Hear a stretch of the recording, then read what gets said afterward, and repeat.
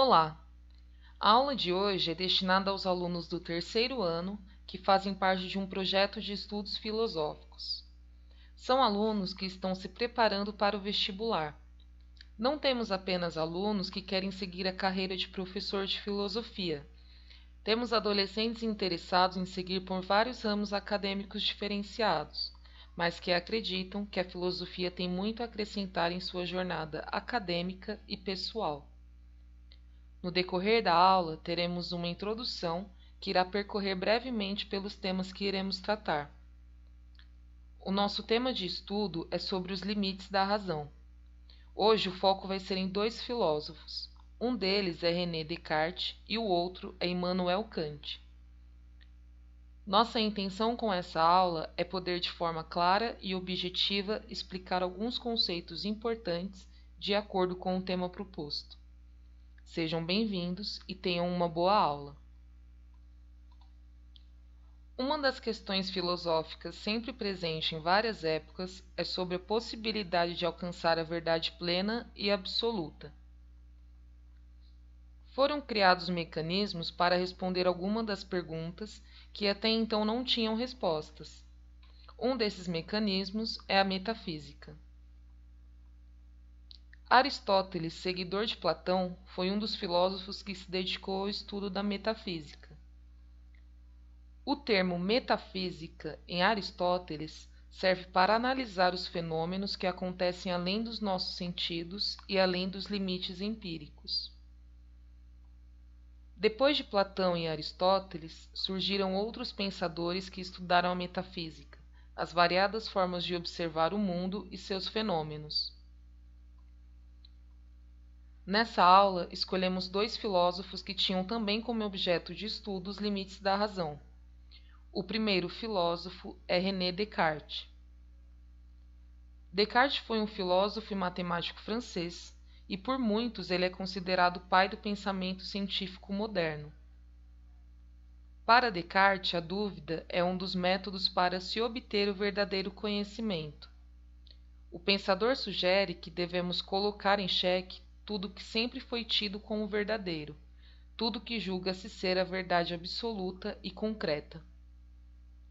Em sua obra, O Discurso do Método, Descartes, através de sua lógica, tenta provar que Deus existe, ou seja, a razão transcende o empírico, logo ela não tem limites. Outro filósofo que estudaremos é Immanuel Kant, que, ao contrário de Descartes, acredita que a razão é limitada. Para Kant, não há possibilidade de conhecer objetivamente aquilo que não é empírico, ou que não podemos sentir.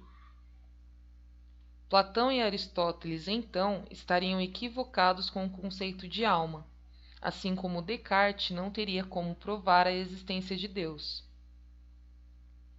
Kant não descarta que através da razão é que podemos obter o conhecimento, porém não é possível somente através da razão. A razão kantiana limita-se ao existente, que é empírico e que podemos sentir. O estudo feito referente àquilo que não se pode provar para Kant não tem validade. Depois dessa introdução, a gente volta a falar um pouco mais de Descartes. Vamos falar também sobre a revolução científica, método cartesiano, cogito, ideia de Deus e de mundo e a consequência do cogito. René Descartes foi um filósofo francês que nasceu em 1596 e morreu em 1650. Também é conhecido pelo nome de Cartésios, que vem do latim. Por isso seu pensamento é chamado de cartesiano. Por muitos, é chamado de fundador da filosofia moderna e até mesmo o pai da matemática moderna. É considerado um dos pensadores mais influentes da história do pensamento ocidental.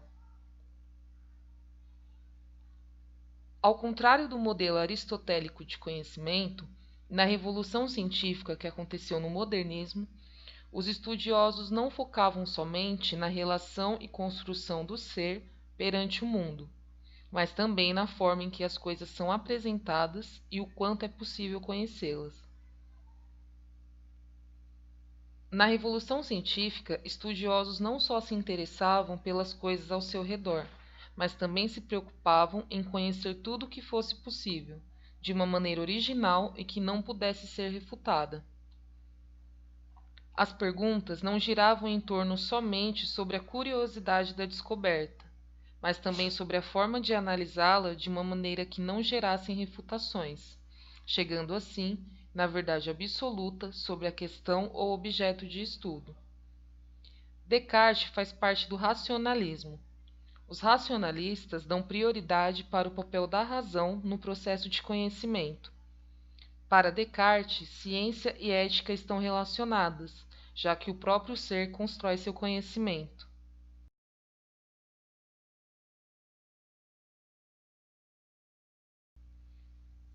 O método cartesiano de chegar à verdade absoluta das coisas é sempre questionar o critério usado para se chegar a tal verdade. É válido questionar tudo aquilo que já era tido como verdadeiro e irrefutável. Para construir um método seguro que o levasse à verdade, Descartes usa a lógica matemática. Isso não quer dizer que aplicaria de fato a matemática em todos os seus estudos, mas que usaria a razão e não os sentidos para se chegar a conclusões. Para isso, foram estabelecidas 4 regras. A regra da evidência, que acolhe o que aparece ao espírito como ideia clara e distinta. A regra da análise, que separa em parcelas as dificuldades para resolvê-las por partes. A regra da ordem, que é debruçar-se sobre os aspectos mais fáceis e menores do estudo, para depois partir para as dificuldades maiores. E a última regra é a regra da enumeração, que revisa todo o conteúdo para ter certeza que nada foi esquecido ou omitido. Descartes também posiciona-se diante do próprio ser que duvida. Em sua obra, O Discurso do Método, o autor escreve: enquanto eu queria assim pensar que tudo era falso, cumpria necessariamente que eu, que pensava, fosse alguma coisa. É notando que essa verdade, eu penso, logo existo, era tão firme e tão certa, que todas as mais extravagantes suposições dos céticos não seriam capazes de abalar. Julguei que podia aceitá-la sem escrúpulo, como o primeiro princípio da filosofia que procurava. O eu é o pensamento puro, se refere ao ser pensante, algo como existo enquanto penso. Descartes agora se encontra com uma nova perspectiva, clara e distinta, que mudaria e reconstruiria toda a forma de saber. Por mais que o método seja interessante para resolver problemas em relação à verdade, não garante que o objeto estudado corresponda a uma realidade fora do pensamento. Descartes distingue então 3 ideias claras sobre o espírito: as inatas, que nasceram conosco, as adventícias, que vieram de fora, e as factícias, que foram inventadas por nós. O cogito, no caso, não é uma ideia que veio de fora, muito menos algo que criamos a partir da imaginação. Portanto, é algo que já se encontra no espírito e fundamenta as verdades conhecidas. Não é incomum escutar a expressão cogito ergo sum para se tratar da ideia de penso, logo existo. Na época de Descartes, era comum entre os intelectuais usar expressões em latim. O logo não deve ser entendido como uma expressão conclusiva. Para Descartes, é uma intuição pura que faz o ser pensante ser percebido. Uma outra ideia inata é a que se refere a Deus. Pelo nome de Deus, entendo uma substância infinita, eterna, imutável, independente, onisciente, onipotente, e pela qual eu próprio e todas as coisas que são, se é verdade que há coisas que existem, foram criadas e produzidas. Mesmo que essa ideia exista em nossas mentes, o que garante que representa algo real? Deus de fato existe? Pensar em Deus como um ser infinito faz com que a infinitude represente um Deus perfeito. Nós humanos somos finitos e imperfeitos. portanto não podemos alcançar com plenitude a ideia de Deus, que supera toda a perfeição que o homem pode imaginar.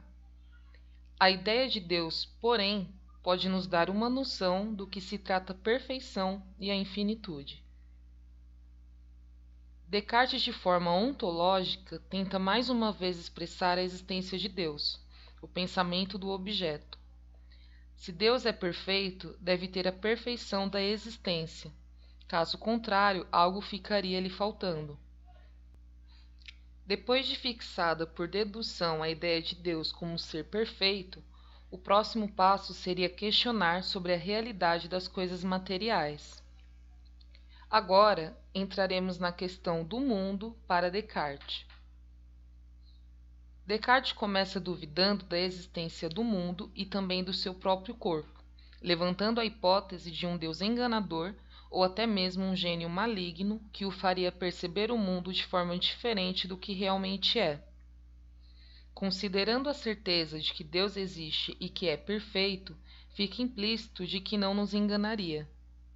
A ideia de um Deus perfeito e existente serve de garantia para que o mundo em nossa volta seja real, claro e distinto, existindo de fato.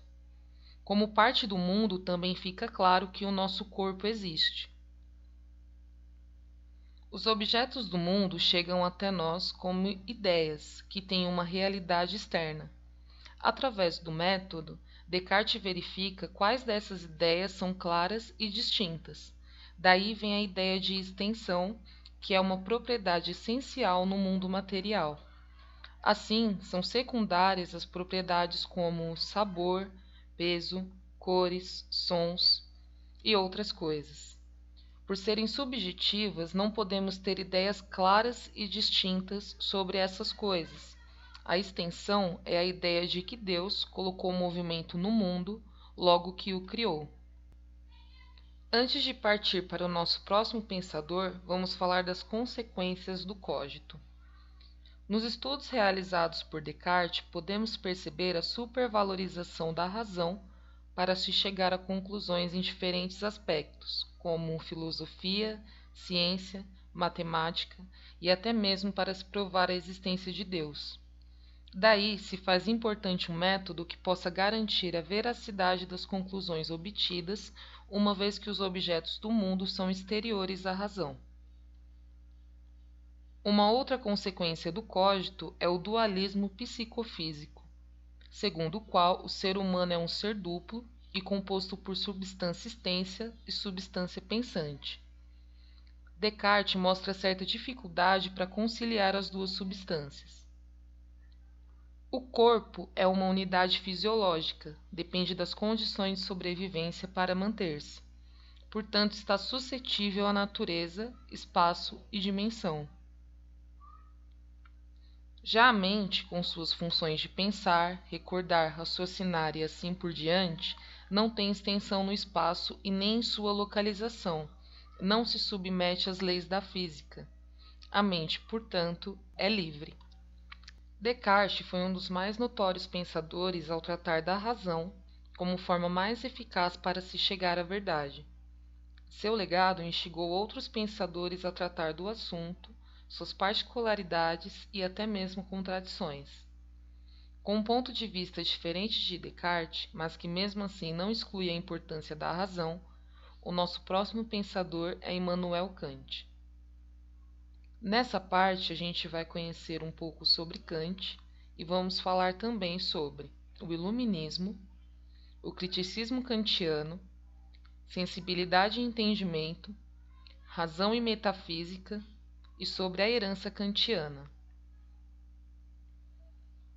Immanuel Kant foi um filósofo alemão que nasceu em 1724 e morreu em 1804.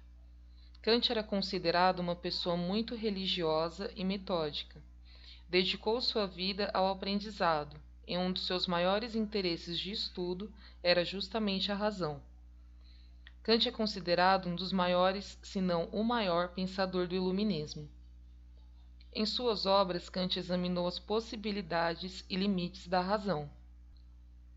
Em sua obra A Crítica da Razão Pura, Kant indaga sobre o que podemos conhecer. Essa é a obra que servirá como base para os nossos estudos. Outras obras relevantes do autor são A Crítica da Razão Prática, que questiona a moral, e a questão que norteia é: o que devemos fazer? Também tem A Crítica da Faculdade do Juízo, que a investigação gira em torno da estética, distinguindo o belo, do agradável e do útil.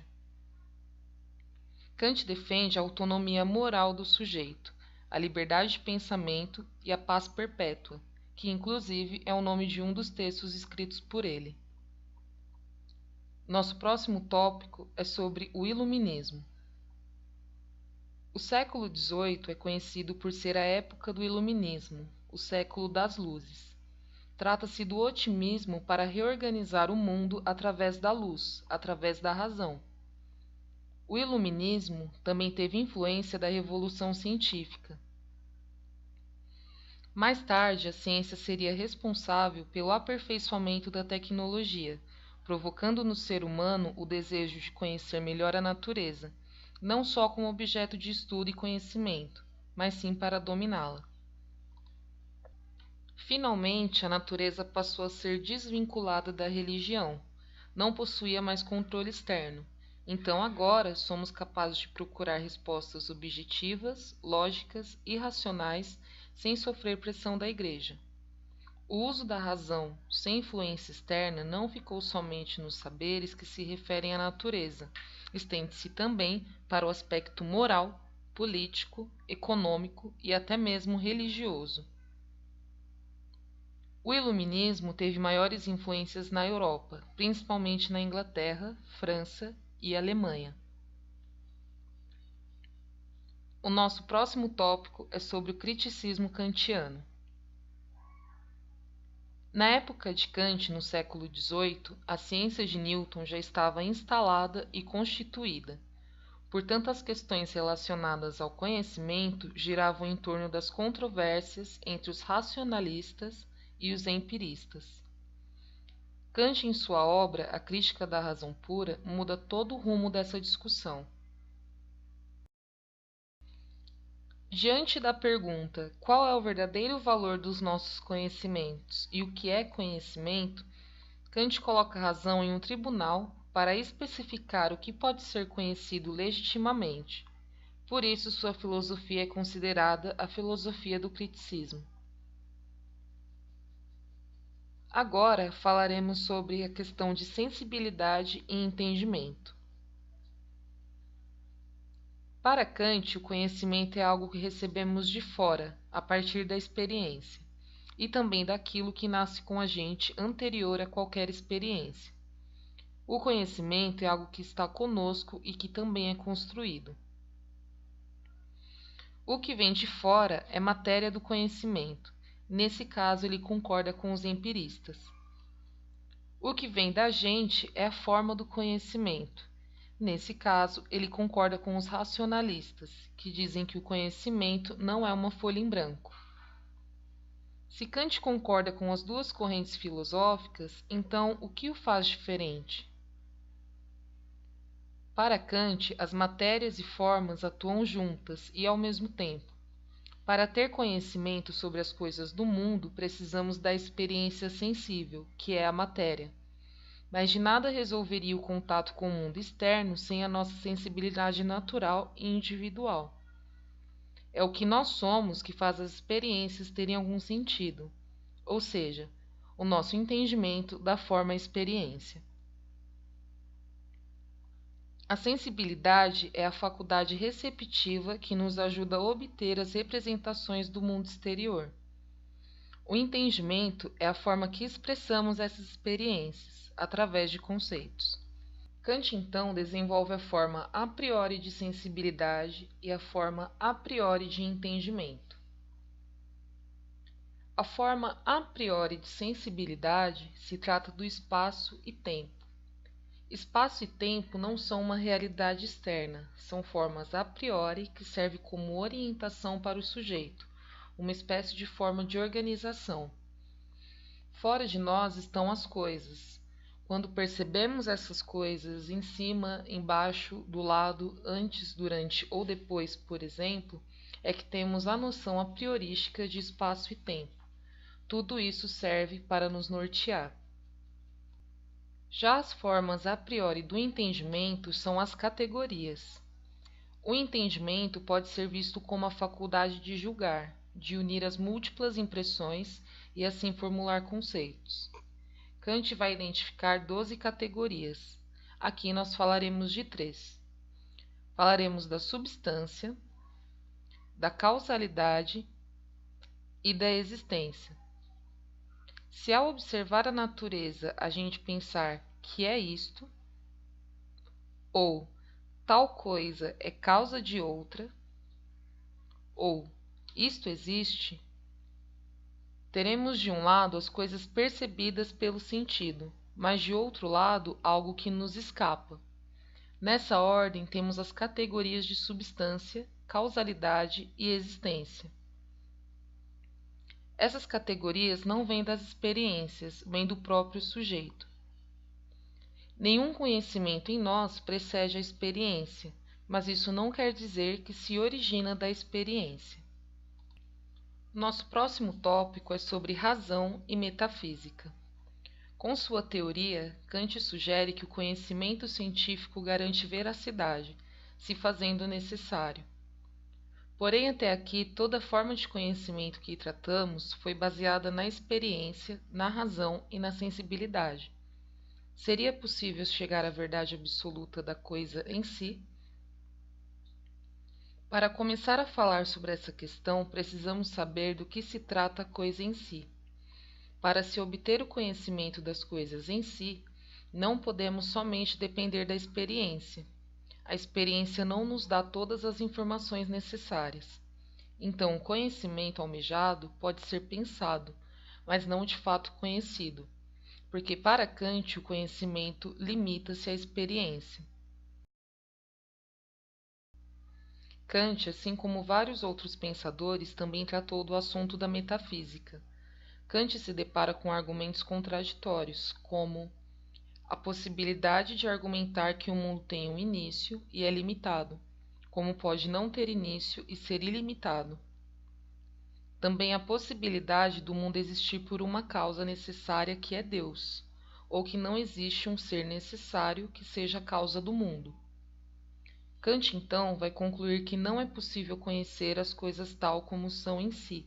Portanto, o conhecimento metafísico não é possível, não passa de especulação. Não se pode negar ou afirmar coisas que se referem a Deus, por exemplo, tratando assim de um agnosticismo. Nosso último tópico sobre Kant vai falar sobre a herança kantiana. O pensamento kantiano é conhecido como idealismo transcendental. Transcendental em Kant significa algo que dá condição para a possibilidade de conhecimento através da experiência. Essa forma de conhecimento trata os conceitos a priori dos objetos, e não dos objetos em si mesmados.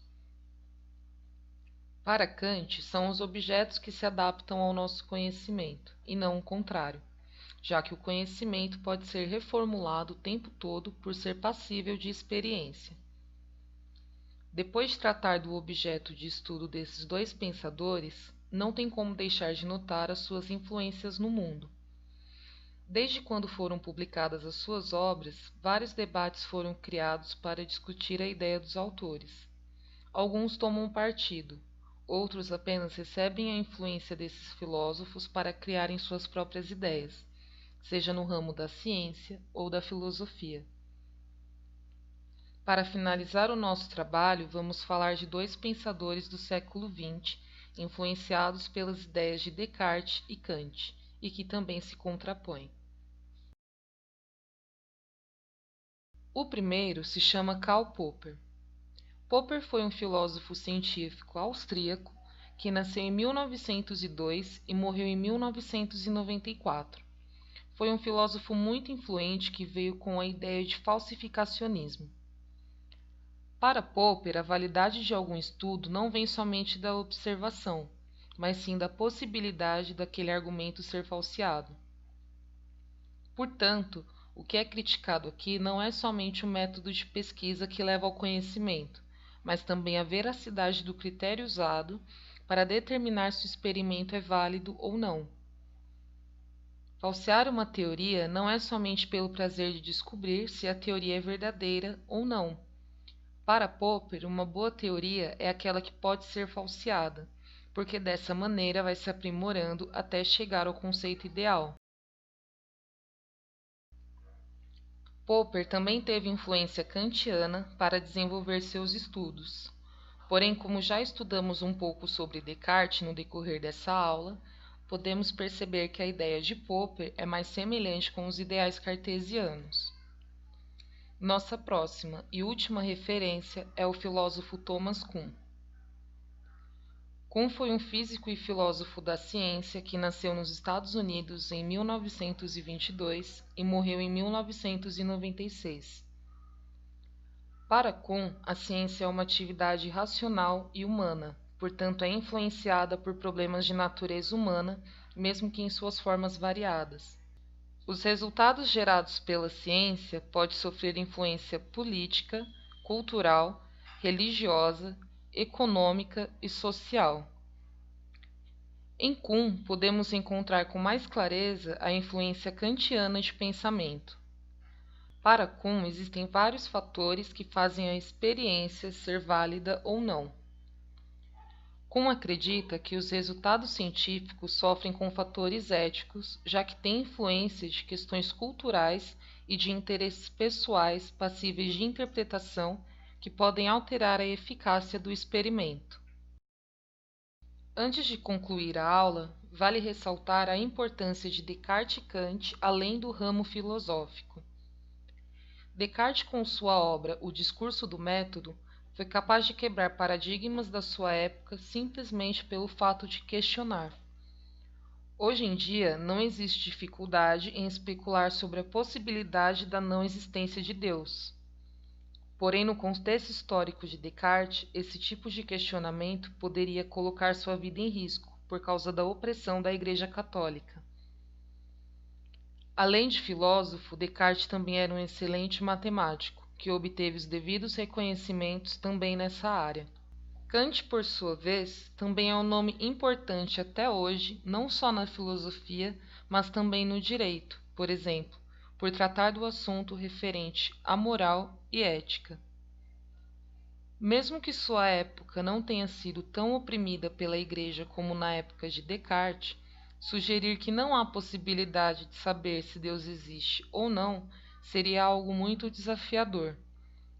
Inclusive, o autor afirma que teve que suprimir o saber para dar espaço para a fé. Finalizando assim a nossa reflexão, responderemos à questão do começo dessa aula. Existem limites para a razão? Depois de estudar Descartes e Kant, não tem como responder essa pergunta sem ser de forma partidária. Se formos somente pelas ideias cartesianas, iremos assumir que a razão é ilimitada, que podemos transcender o empírico e assim obter conhecimento sobre o que está além do nosso alcance, seja através da metafísica ou mesmo pelo suposto raciocínio lógico que levou Descartes a tentar provar que Deus existe por meio da razão. Se optarmos por seguir os ideais kantianos, diríamos que a razão limita-se à experiência empírica. Portanto, aqui não existe a possibilidade da metafísica. Concordando ou não, as ideias dos dois autores permanecem vivas e são aplicadas até hoje. Portanto, não será necessário, de fato, responder à pergunta de forma pessoal e objetiva. Uma ideia não descarta a outra. Os dois pensadores têm a sua importância e relevância para a filosofia.